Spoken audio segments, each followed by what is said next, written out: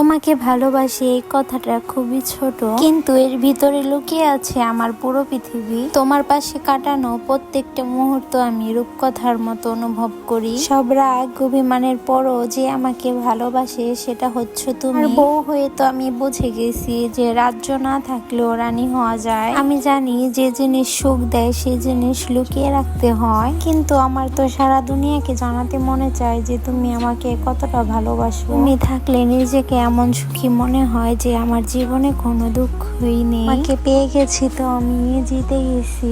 Hello everyone, আসসালামু আলাইকুম। সবাই কেমন আছেন? আশা করি সবাই ভালো আছেন। এই তো সকালে উঠেই গরুর দুধ দিয়ে চা বানিয়েছি। চা খেয়ে তো স্কুলে যাব।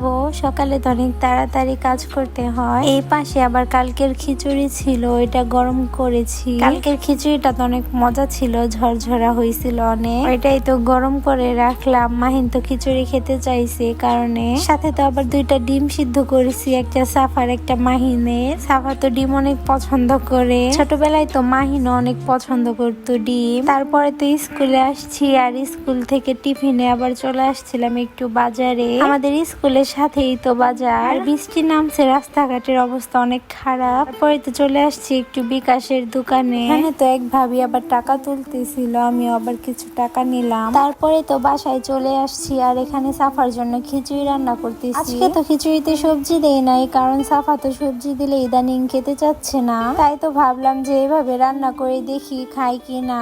আজকে তো মেয়েটা খায় নাই, একটুও খায় নাই। শরীর ভালো না থাকলে তো কিছুই খেতে মনে চায় না। তারপরে তো এখানে আবার মাছ ভাজতেছিলাম। মাহিন তো বলতেছে আম্মু মাছ ভেজে দাও, ভাজা মাছ খাবো। তাই তো এখানে মাছ ভাজতেছি, দেখি খাই কি না। মাহিনেরও তো ঠান্ডা লাগছে, সামনে তো মাহিনের পরীক্ষা, অনেক টেনশন লাগতেছে পরীক্ষার মধ্যে জানি অসুস্থ না হয়ে পড়ে। এদিকে তো খিচুড়িটা প্রায় হয়ে যাচ্ছিল, আর এখানে তো মাছও ভাজা শেষ। পাঙ্গাস মাছ ভাজা দিয়ে কিন্তু মাহিন আজকে অনেকগুলো ভাত খাইছে, এটা আর অনেক পছন্দ। তারপরে তো আবার এখানে ডিম রান্না করব।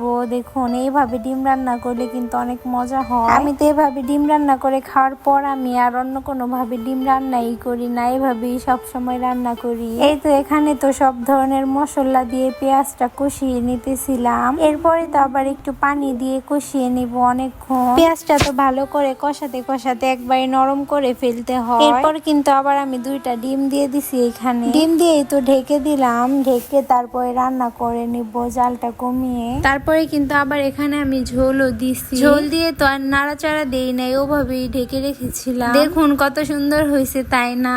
এত মজা হয়েছে খেতে কি বলবো। এভাবে কিন্তু আপনারাও ট্রাই করতে পারেন, অনেক মজা হয় এই ডিম রান্নাটা। পর তো সন্ধ্যাবেলা আমি মাহিনকে বলছিলাম মাহিন চা খাবো, মাহিন বলতেছে না আম্মু সেমাই রান্না করে দাও। দেশ থেকে তো এই দুধগুলো নিয়ে আসছিলাম, ওইগুলা দিয়ে এই সেমাই রান্না করতেছি। আর এই সেমাইটা কিন্তু আমার অনেক ভাল লাগে, ছোটবেলায় অনেক ভাল লাগতো। আবার লাচ্ছি সেমাইটাও আমার অনেক ভালো লাগে। এখানে তো আমি ভালো করে ভেঙে নিয়েছি ছোট ছোট করে, তারপরে রান্না করতেছিলাম। দেখুন প্রায় কিন্তু রান্নাটা শেষ, আর এই সেমাইটা কিন্তু অনেক মজা হয়েছে। আজকের ভিডিওটা এই পর্যন্তই। সবাই ভালো থাকো, সুস্থ থাকো। আল্লাহ হাফেজ, আসসালামু আলাইকুম।